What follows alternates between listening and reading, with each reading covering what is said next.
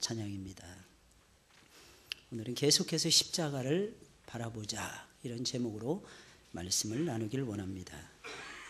예수님이 달리신 십자가는 사람의 기분을 좋게 하는 십자가가 아니라 사람의 기분을 몹시 상하게 하는 대표적인 것이었습니다. 이 십자가라는 말만 듣기만 해도 1세기의 사람들은 몸소리가 쳐지고 소름이 쫙 끼치는 무서운 형벌이었어요. 오늘날에는 액세서리도 사용하잖아요. 십자가를, 그죠? 목걸이 만들고 귀걸이 만들고 반지에다가도 십자가 새기고 이렇게 하지만 1세기 때까지만 해도 이게 사람을 사용시키는 가장 흉악무도한, 가장 무시한 형벌이 바로 이 십자가의 형벌이었다고 합니다. 예수님의 제자였던 베드로는 십자가에 거꾸로 매달려서 죽었고, 예수님의 동생이었던 안드레는 전설에 의하면 3일 동안 십자가에 매달아 놨는데 안 죽더라는 겁니다. 3일을 매달아 놨는데 안 죽어요. 그래서 다시 끌어내렸답니다. 끌어내려서 다시 복음 증거할 수 있도록, 너무 신기하니까, 안 죽으니까 너무 신기해서 복음을 전할 수 있도록 배려해 주었다고 합니다. 참 별 역사가 다 있는 거죠, 여러분들. 아무쪼록 이 십자가는 가장 무서운, 공포스러운 형벌이었습니다. 그래서 1세기의 성도들은 십자가라는 말이 설교 속에 나올 때마다 깜짝깜짝 놀랄 정도로, 섬뜩함을 느낄 정도로 싫어했다고 합니다. 십자가는 환영받는 것이 아니었고 인기가 있는 것도 아니었습니다. 그럼에도 불구하고 예수님의 제자들은 계속해서 십자가를 증거를 했습니다. 어디를 가든지 십자가의 복음을 선포했고 십자가를 증거하다가 순교를 당했습니다.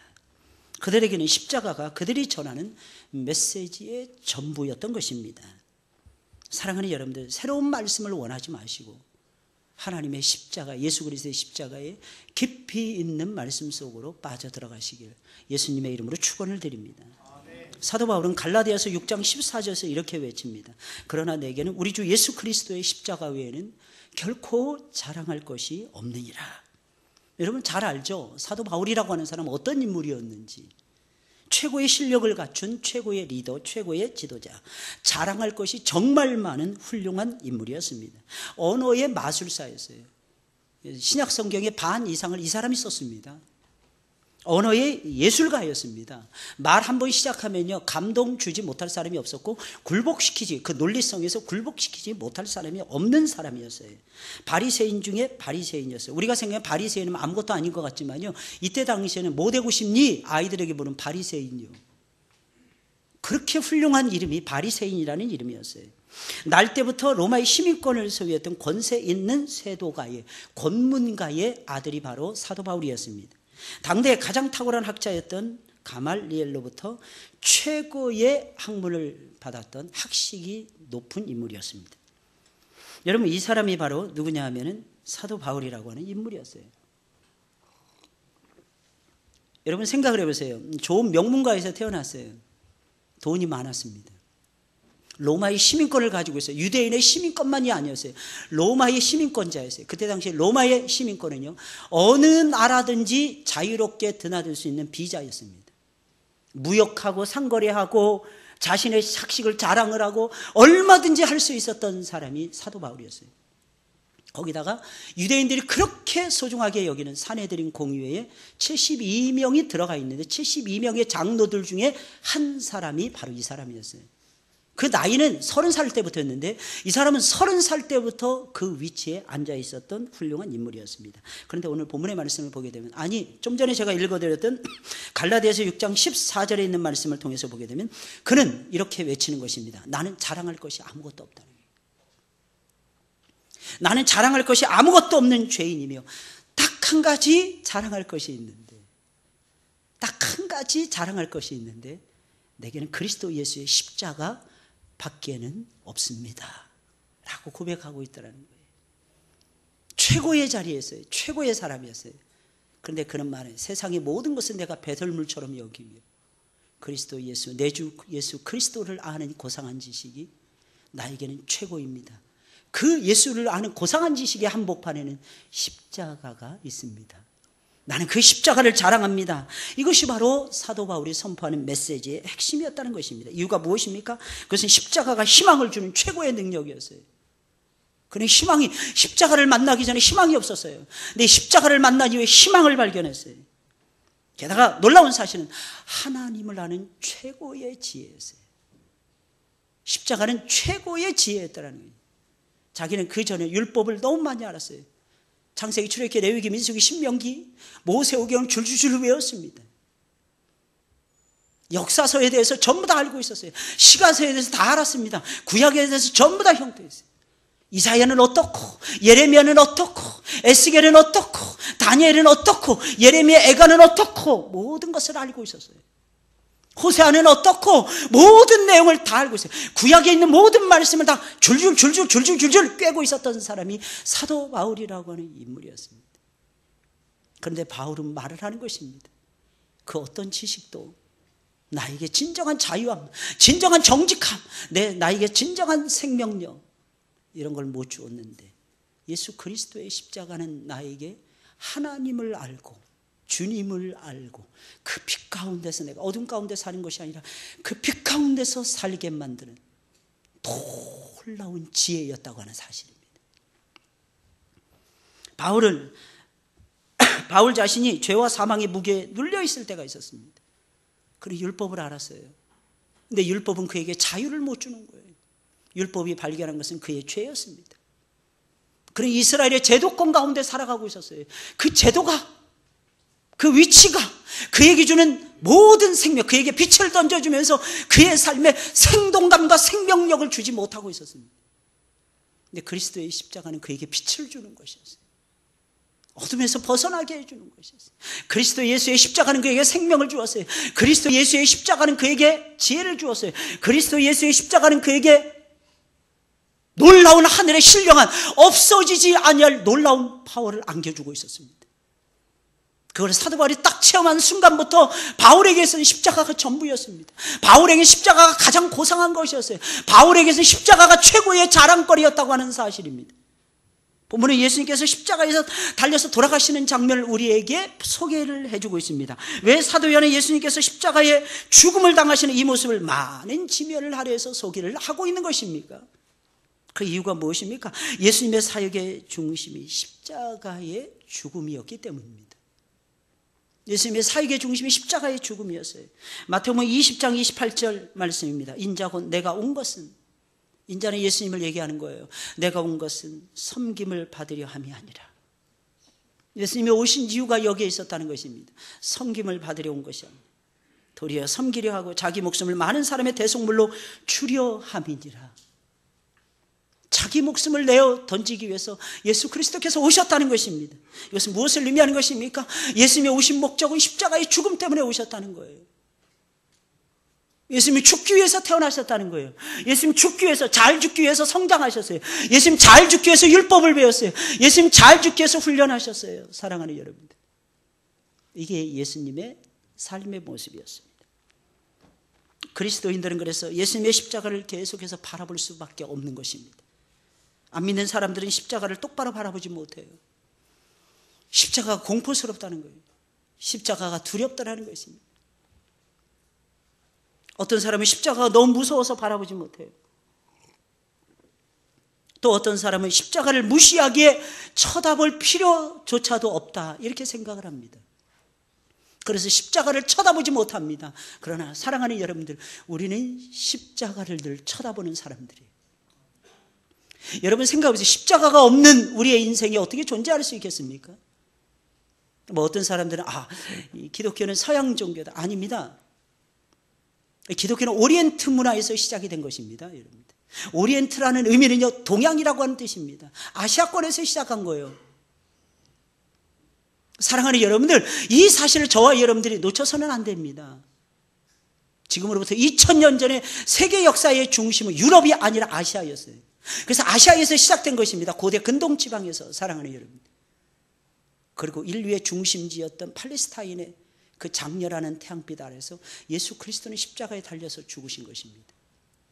이유가 무엇입니까? 아시아에 살고 있는 수많은 영혼들, 유럽에 살고 있는 수많은 영혼들, 아프리카에 살고 있는 수많은 영혼들, 남아메리카, 북아메리카에 살고 있는 수많은 인디언들, 오세아니아, 그 다음에 뉴질랜드, 그리고 퍼시픽 아일랜드들이라고 자랑하는 남태평양 섬나라 사람들을 위해서 예수 그리스도는 십자가 위에서 인류의 한복판에서 십자가 위에서 달려 돌아가신 분이라는 것입니다. 그러니 사랑하는 여러분들, 우리는 항상 십자가를 주목하셔야 되는 거예요. 십자가를 쳐다보셔야 되는 것입니다. 나의 자랑거리 무엇이라고 생각하십니까? 십자가인 것입니다. 나의 사랑이 십자가. 사랑하는 여러분들, 여러분들이 그렇게 고백하면서 살아가시기를 예수님의 이름으로 축원을 드립니다. 오해하시면 큰일 납니다. 예수 믿으면, 사랑하는 여러분들, 오해하시면 큰일 나요.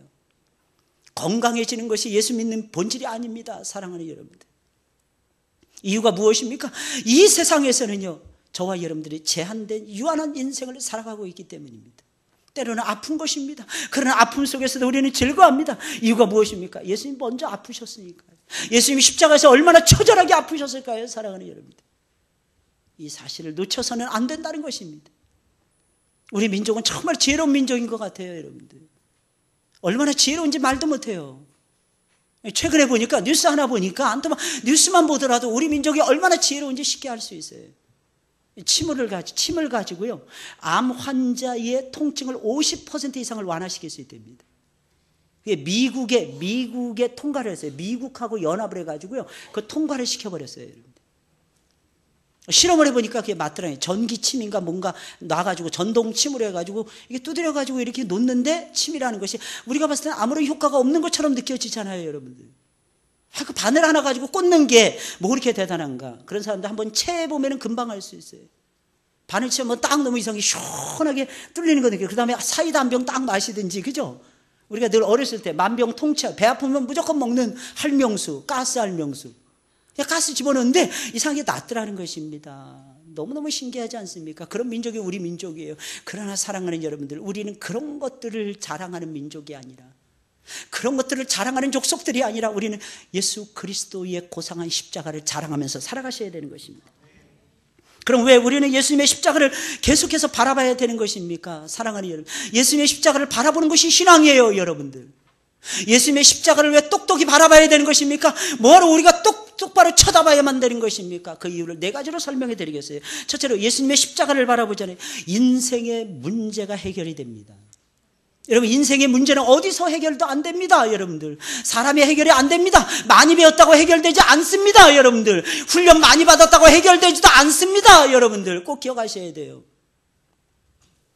여러분, 인생의 문제는 예수님의 십자가를 쳐다보았을 때만이 해결이 되는 것입니다.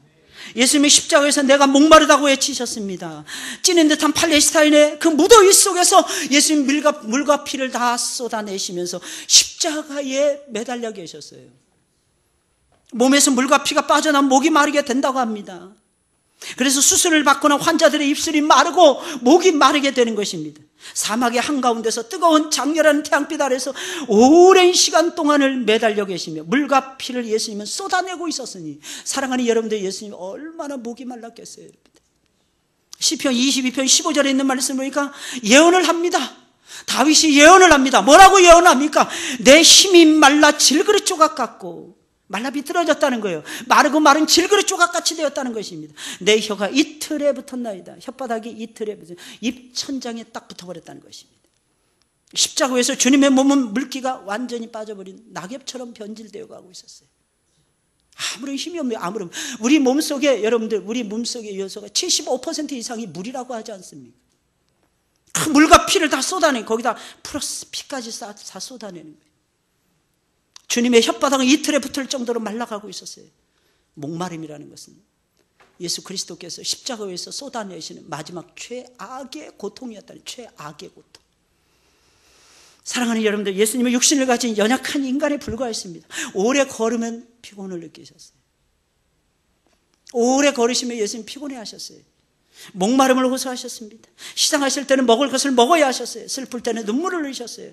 그러니 십자가에서 목이 마른 것은 지극히 당연한 일이었던 것입니다. 그러나 여기서 우리가 꼭 알아야 되는 것이 있습니다. 예수님이 못이 박힐 때도 아프다고 예수님께서는 소리를 지르지 아니하셨다는 것입니다.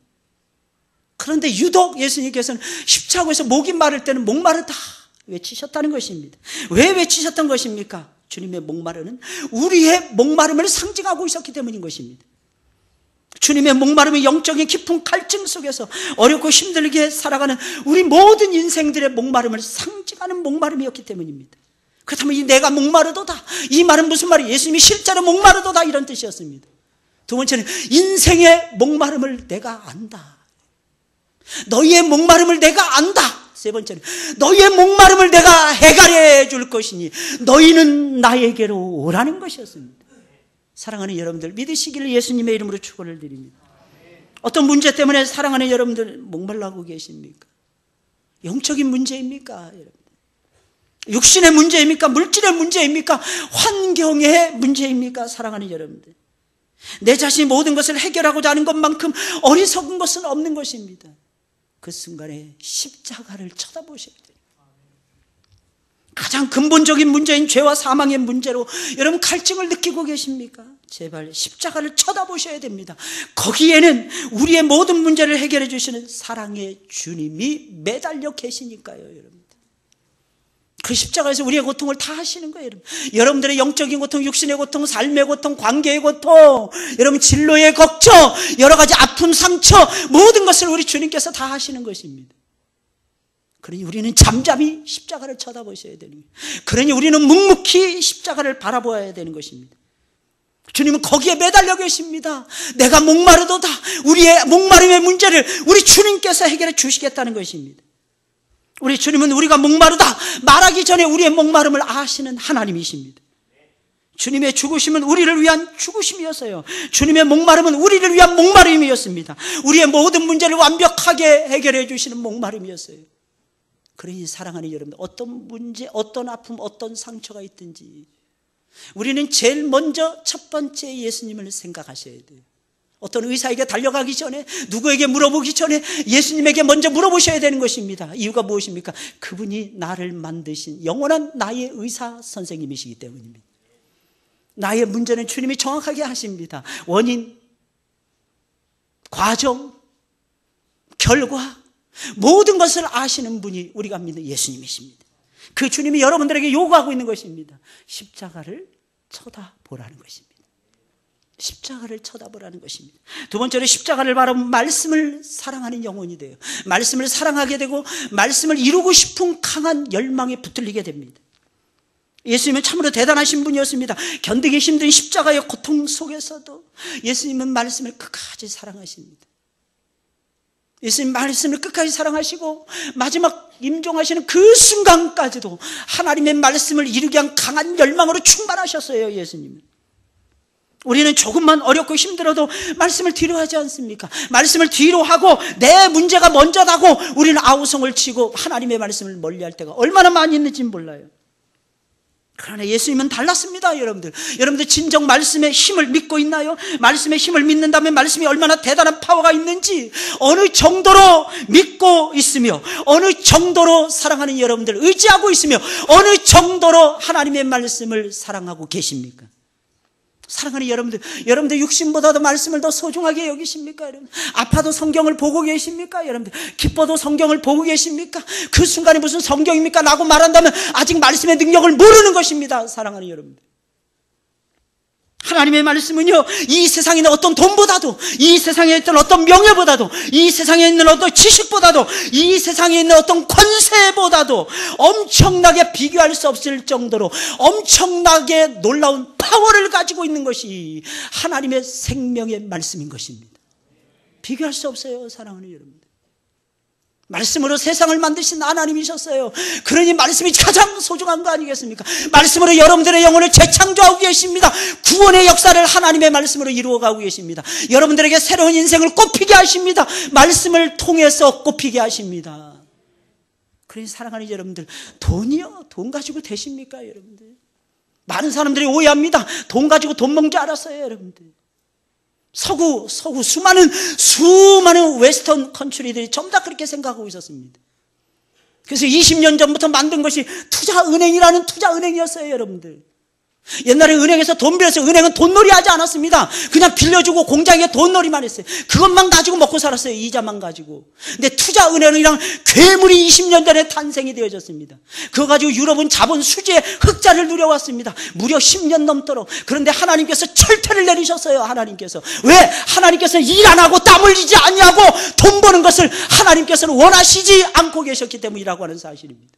어떤 일이 있어도 사랑하는 여러분들, 제발 움직이세요. 땀 흘려서 번 돈 가지고 먹고 사세요, 여러분들. 그런다 할지라도 사랑하는 여러분, 하나님은 우리에게 행복을 주신다는 사실입니다. 제발 놓치지 마세요, 여러분들. 그러니 무엇하고 비교할 수 있겠습니까? 여러분들 움직이셔야 돼요. 여러분 예수 믿는 것도 마찬가지입니다. 움직이셔야 됩니다. 집에 갔다 교회 갔다 자꾸 반복하셔야 돼요. 다람쥐 쳇바퀴도는데 반복하셔야 되는 것입니다. 이유가 무엇입니까? 우린 집에만 가면 딴 생각하잖아요, 여러분들. 집에만 가면 TV 앞에서 망부석으로 변해버리잖아요. 거기에 온갖 소망이 다 있어요. 온갖 기쁨이 다 있어요. 거기서 울었다고 했어요. 왜 설교 들으면서는 안 울면서 드라마 보면서 질질 짜는지 말이에요. 사랑하는 여러분들, 제발 하나님 말씀 들으면서 울고 웃고 그래보세요, 여러분.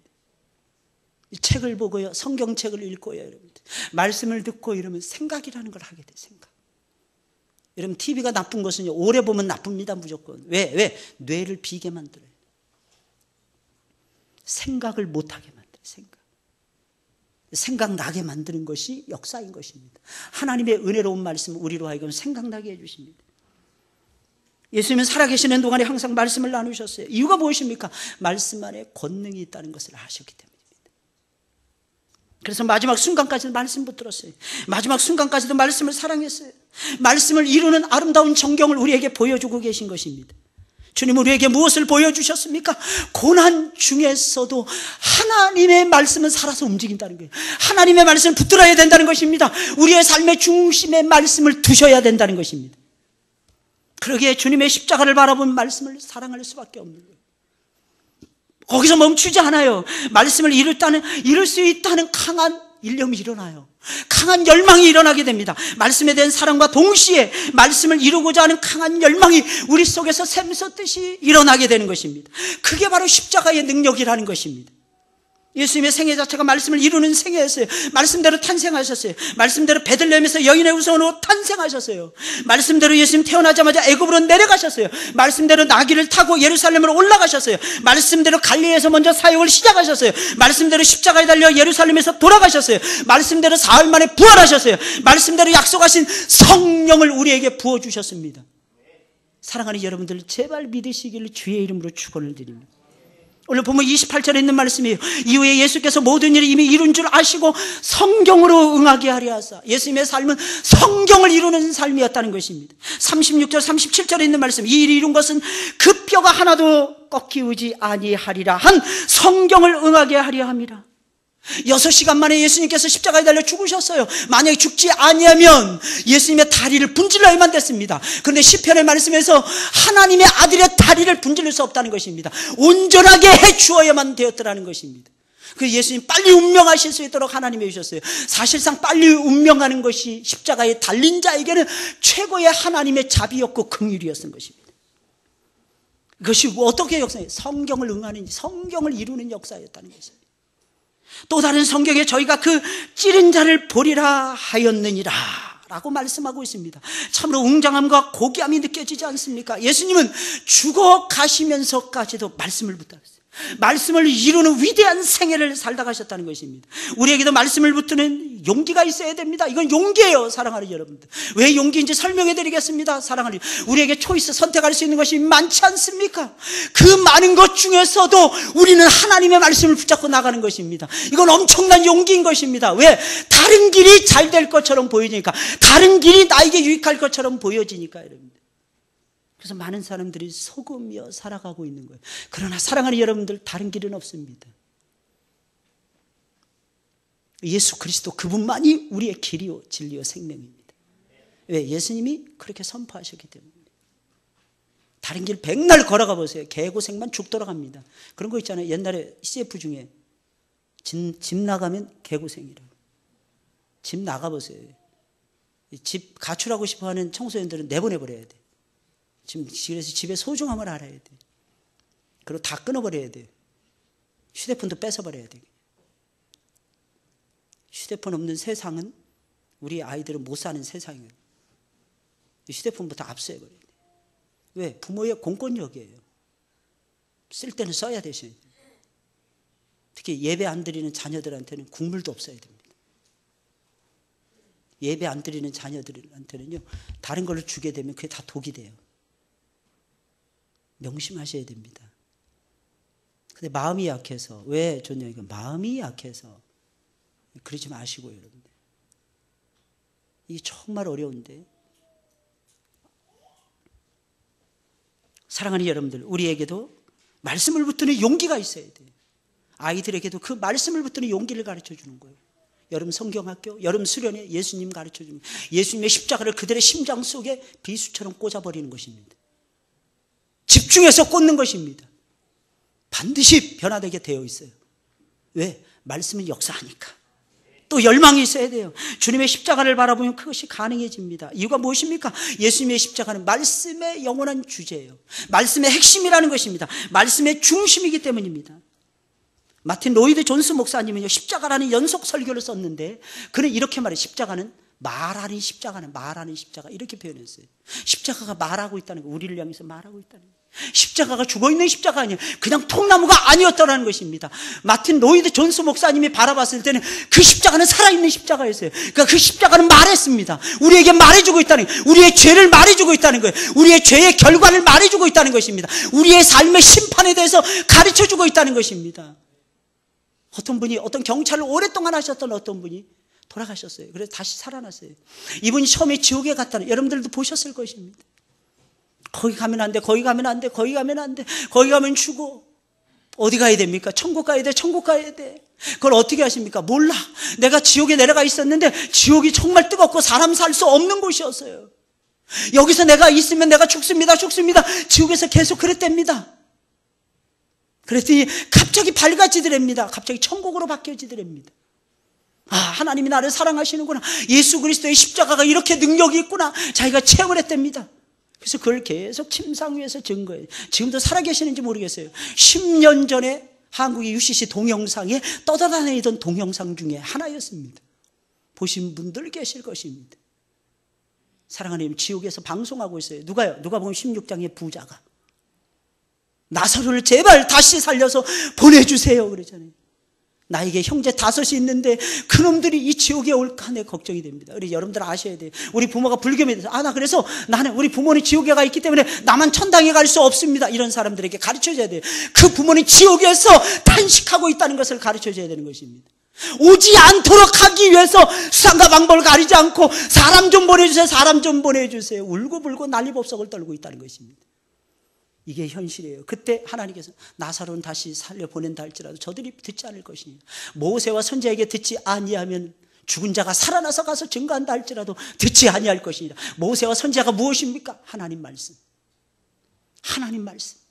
사랑하는 여러분들, 말씀이 여러분들에게 쏟아부어지고 말씀이 들려질 때 감사하세요. 제발 고마워하셔야 됩니다. 여러분들, 이것이 영원할 것이라고 생각하시면 착각입니다. 언제 환란의 모진 비바람이 불어와서 예배가 빼앗겨지고 예배의 의식 속에서 이거는 넣고 저거는 빼라고 할지 모르는 시대를 저와 여러분들이 마지막 대환란을 남겨놓고 있지 않습니까? 지금도 고난 중에 있고요. 언제 환란이 불어닥칠지 모르는 것입니다. 1세기의 성도들에게만 환란의 모진 비바람이 불어닥친 것이 아니에요. 지금도 북한 땅에는 그렇게 지금 살고 있잖아요. 지금도. 얼마 전에 뉴스를 보니까 이란의 수많은 기독교인들이 많이 회심하고 돌아오는데 90% 이상이 감옥에 들어가 있답니다. 이게 현실이에요, 여러분들. 북한의 한 달 월급이 4,000원, 5,000원이랍니다. 우리나라 40년, 50년 전에 1인당 GNP가 50달러, 57달러였을 때와 똑같은 거예요. 1년 소득이 57달러, 5만 7천 원, 5만 8천 원, 6만 원밖에 안 됐다는 거예요. 그러면 한 달에 얼마 버는 거예요? 5천 원? 그래서 북한을 위해서 기도해야 돼요. 남한이 이렇게 가물고 힘들면 북한이 얼마나 힘들겠습니까? 게다가 비 오는 것이 이번에도 태풍 오는데 중부지방까지 내렸는데 그 이상으로 내릴지 안 내릴지 모르겠어요. 내릴지 안 내릴지. 북한은 100년 만에 100년 동안에 한 번 있을까 말까 한 가뭄이랍니다. 그러니 지금으로부터 20여 년 전에 가뭄은 아무것도 아닌 거예요. 아무것도 없는 거예요. 그래서 100만 톤, 쌀 100만 톤 보내기 운동을 지금 대한적십자사를 중심으로 해서 해야 된다고 지금 아우성을 치고 있어요. 우리나라가 60만 톤을 보내죠. 우리나라는 몇 년 먹고 살 수 있는 쌀을 저장해 놓고 살고 있거든요. 그 중에서 묵은 쌀만 보내주더라도 북한의 사람들은 삽니다. 그는 인도주의적인 차원에서 실행에 옮겨야 되는 사랑의 행보예요. 왜? 사람이 죽는 것을 보아서는 안 되기 때문에. 우리는 선한 사마리아인의 모습으로 살아가야 돼요. 셋째로 십자가를 바라보면 승리에 대한 확신을 얻을 수가 있어요. 예수님이 십자가 위에서 다 이루었다, 위대한 말씀을 선포하셨어요. 우리는 십자가를 끊임없이 바라봐야 됩니다. 이유가 무엇입니까? 우리가 바라보는 십자가는 겉으로 보기에는 절망스러운 십자가인데 절망스러운 십자가가 아니라 소망의 십자가입니다. 겉으로 보기에는 패배의 십자가처럼 보여졌지만 패배의 십자가가 아니라 승리의 십자가예요.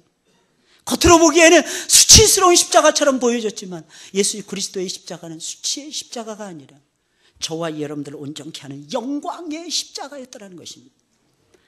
마귀는 예수님을 십자가에 죽이면서, 매달아 죽이면서 쾌재를 불렀을 것입니다. 하나님의 아들을 죽였기 때문입니다.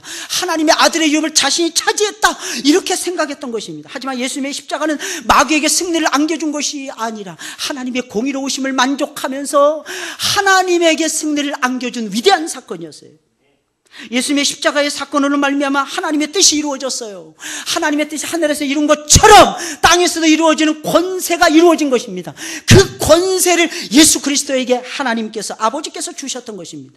죄인 구원의 새로운 길이 활짝 열렸던 것입니다. 마귀는 자기 자녀들도 아닌 사람들을 마치 자기 자녀들처럼 마음대로 막 부리면서 살았어요. 죄와 사망과 율법과 제도와 세상의 모든 권세를 총동원해서 사람들을 올감했어요. 사람들을 꼼짝 못하게 만들었습니다. 그러나 예수님은 달랐습니다. 예수님은 십자가를 바라보는 자들에게 자유함을 주십니다. 우리를 대신하여 죽으셨어요. 예수님은 우리 죄에 대한 형벌을 대신 지불하시고 하나님의 공의를 만족시켜드렸습니다. 그러면서 우리를 죄의 형벌에서 저와 여러분들을 건져내셨던 것입니다. 예수님은 자신의 죽음을 통해서 우리에게 큰 선물을 가져다 주었어요. 그것이 무엇입니까? 첫째는 하나님의 사랑의 위대함이었어요. 하나님이 너희를 사랑한단다, 그 위대함을 느낄 수 있도록 예수님의 십자가는 표현해 주었던 것입니다. 또 하나, 하나님의 아들이 승리했기에 너희도 승리할 것이니라, 완벽한 승리에 대한 보장. 그것이 무엇이었습니까? 예수 그리스도의 십자가였던 것입니다. 그래서 예수님께서는 다 이루었도다, 위대한 승리를 선포하셨던 것입니다. 다 이루었도다. 이게 무슨 말이겠습니까? 율법을 다 이루었다는 거예요. 말씀을 다 이루셨다는 것입니다. 특별히 우리의 구원을 다 이루셨다는 것입니다. 모든 것을 단번에 예수님께서 완전히 완성시켜버리신 것입니다. 자신의 몸과 영혼을 제물로 드리면서 우리의 구원을 단번에 우리 주님께서 이루신 것입니다. 십자가에서 완벽한 승리를 거두시고 다 이루었다고 선포하신 것입니다. 이것은 고난 중에 마음속 깊은 곳에서부터 예수님의 입술을 통하여 흘러나오는 위대한 승리의 선언이었던 것입니다. 이 단 한 번의 선포가 우리에게 승리를 보장해 주는 것이고, 여러분들의 미래 승리는 우리의 것이다, 미래 승리는 우리의 것이다, 승리를 확증시켜 주고 있다고 하는 사실입니다. 사랑하는 여러분들, 십자가를 바라보세요. 아무리 큰 고난을 만난다 할지라도 절대로 패하지 않습니다. 십자가에서 승리하신 주님이 보이잖아요, 여러분. 그 주님이 하늘과 땅의 권세를 다 지시고 우리의 삶을 친히 이끌어가고 계시잖아요. 어제 제가 무슨 책을 한 권 읽으면서 문구가 하나 딱 나오는 거예요. 그 문구 때문에 붙들렸어요.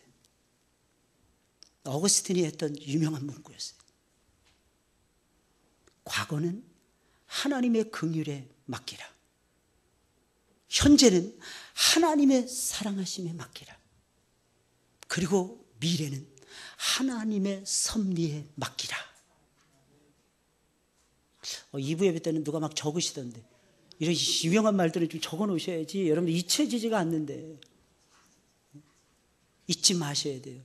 과거를 자꾸 들춰내지 마시고 하나님의 긍휼에, 저 사람 열심히 안 하던 사람이 왜 열심히 하고 지랄이야? 이러지 마시고 제발 그러지 마시고, 과거는 묻지 마세요. 과거에 왜 묻습니까? 자랑 들춰내봤자 피차 손해볼 거. 묻지 않는 거예요. 그냥 지나가는 거예요. 하나님의 긍휼하심이 덮어주시는 거예요. 현재를 사랑하는 힘은 하나님의 사랑 외에는 없는 거예요. 날 사랑하심 성경에 써있네. 날 사랑하심이 내 영혼을 깨워주는 것입니다. 그리고 복잡한 미래, 어떻게 될까 불안한 미래, 하나님의 위대하신 전능하신 섭리에 맡기는 것입니다. 전능하신 섭리에 맡기세요. 십자가 위에서 승리하신 주님이 보여지실 것입니다. 주님은 우리에게 승리를 안겨주기 위해서 십자가에서 다 이루어주신 것입니다.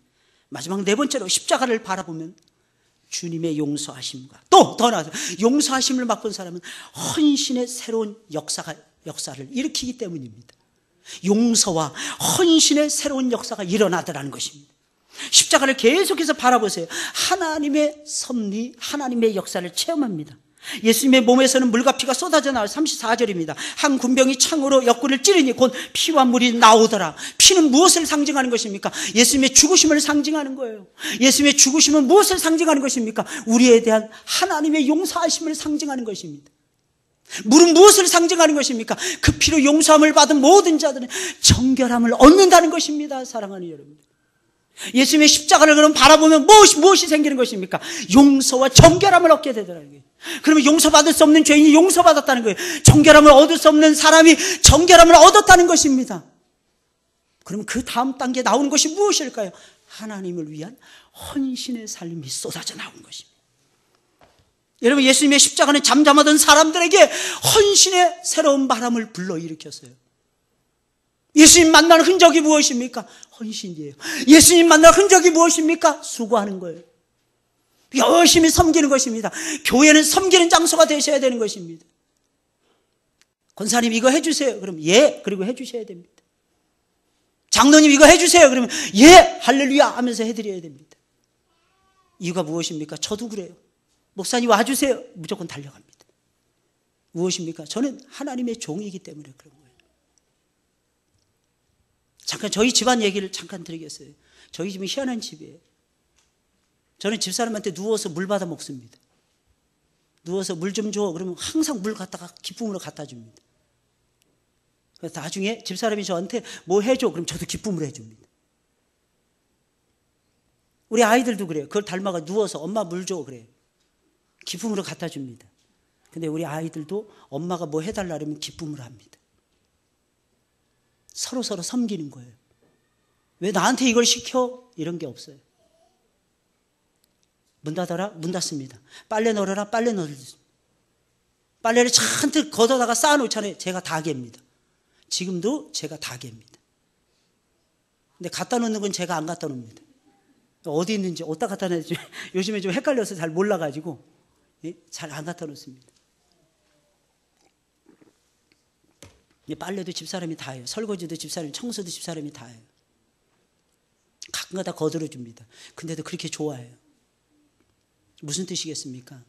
서로 섬기는 삶을 살자는 것입니다. 왜 이런 걸 요구했어? 이거 누구 잘못이야? 그럴 필요 없어요, 여러분들. 보는 사람이 치우면 되는 거예요. 교회에서도 마찬가지입니다. 왜 이거 안 했지? 그러지 마시고 여러분들이 하시면 됩니다. 왜 종이가 이렇게 떨어져 있지? 왜 화장실 청소가 안 돼 있지? 여러분들이 하시면 되는 거예요. 보는 사람이 하는 것입니다. 누군가가 시키잖아요. 예 하고 하시면 되는 거예요. 근데 이거 내가 할 일이 아닌데 이렇게 생각하면 어떻게 결과가 나타날 거예요? 서로 찡그리고 인상 쓰고 그렇게 됩니다. 사랑하는 여러분들, 제발 섬기기를 다 하시기를 주의 이름으로 축원을 드립니다. 예수님의 십자가를 묵묵히 바라보던 아리마대 요셉은 자기 무덤을 내놓고 그곳에 예수님의 시신을 장사를 지냈어요. 그 전에는 오늘 성경 말씀이니까 예수님의 제자라는 것조차도 숨기고 있었어요. 그 비싼 돌무덤을 내놓은 것입니다. 제일 비싸요. 집보다 더 비쌌습니다. 근데 그 옆에서는 니고데모라는 사람, 이 사람도 연세 많으신 관원이었어요. 내일 모레면 하나님의 부름을 받아야 되는 그런 분이었어요. 주님을 위해서 비싼 모략과 침향을 아낌없이 바쳤습니다. 이게 100근쯤 된 100근. 예수님이 한 몸을 바르는데 100근이 뭐가 필요하겠습니까? 한 100근쯤 되더라. 풍성하게 예수님 앞에 드렸던 것입니다. 그러면서 아리마대 요셉과 함께 예수님을 함께 장사를 지냈던 것입니다. 사랑하는 여러분들, 하나님 앞에 드리고 하나님 앞에 헌신하고 수고하시는 거 아끼지 마세요, 여러분들. 이유가 무엇입니까? 그래야만이 하나님이 여러분들 아낌없이 돌봐주시기 때문입니다. 어떤 분들은 그러시더라고요. 어느 교회 갔더니 왜 이렇게 헌금의 명목이 많은지 모르겠다고. 헌금을 많이, 다양하게 많이 드려야 하나님이 다양한 루트를 통해서 복을 주실 거 아니겠습니까? 가끔 살다 공돈 생길 때 있잖아요. 그죠? 기분이 좋아요, 나빠요? 나쁘신 분들은 다 돈을 저한테 가져오시기 바랍니다. 제가 대신 쓸 테니까. 근데 그렇지 않잖아요. 정말 좋아하잖아요. 어떤 특별한 하나님의 축복이 쏟아져요. 나는 2배 기대했어요. 하나님이 200배 주시는 거예요. 어때요, 여러분? 감동 받겠어요? 못 받겠어요? 그러니 작은 거 심으셔야 돼요. 기꺼이 심으셔야 돼요. 하나님 앞에서 심으셔야 됩니다.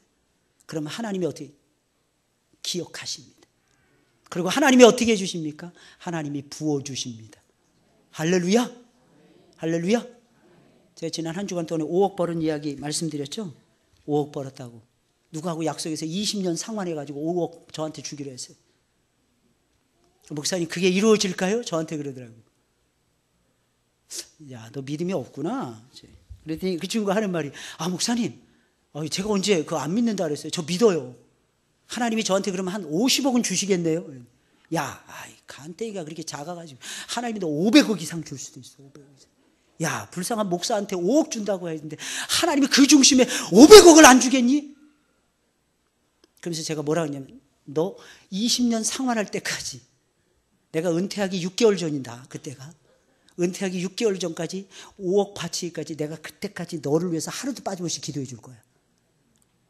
만약에 내가 잊어버리잖아? 그러면 그 다음 날에는 내가 10배로 내가 너를 위해서 기도해 줄 거야. 그래서 너는 이룰 거야. 사실 여러분들 아셔야 되는 것이 있어요. 제가 뭐 그 5억 받으려고 그러겠습니까, 여러분들? 저 별로 관심 없어요, 그런 거에는. 제가 그럴 것 같았으면 여러분들, 제가 돈 버는 길로 나갔죠. 20년, 30년 전에. 뭐냐면 목적이 분명해야 돼요. 목적. 선한 목적.